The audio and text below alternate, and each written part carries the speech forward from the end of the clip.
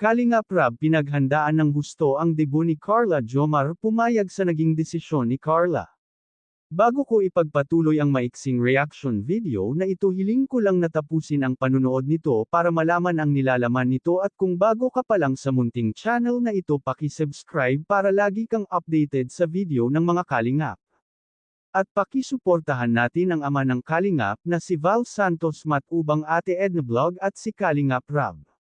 Isang mapagpalang araw sa inyong lahat mga kalingap at shoutout nga pala sa patuloy na sumusuporta sa aking YouTube channel lalong-lalo na sa mga viewers natin na walang sawang nanunood sa video ng mga kalingap.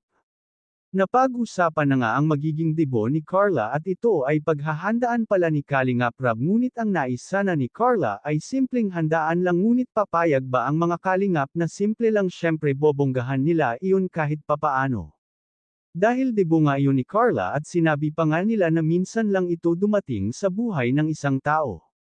Napakabait talaga ni Kalingap Rab lahat ng beneficiaries niya pag may birthday lagi itong may pasurpresang party.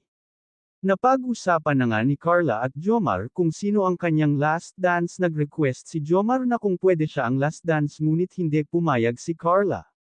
Dahil ang gusto ni Carla sa last dance ay ang kanyang pinakamamahal na ama.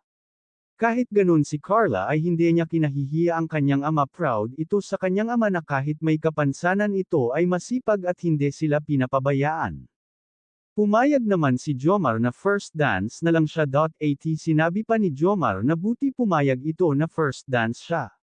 At syempre sinabi ni Kalingap Rab na imbotado lahat ang Kalingap Angels. Iyan ang pakaabangan natin sa nalalapit na debut ni Carla dahil may gagawing pasabog ang mga Kalingap Angels sa debut ni Carla.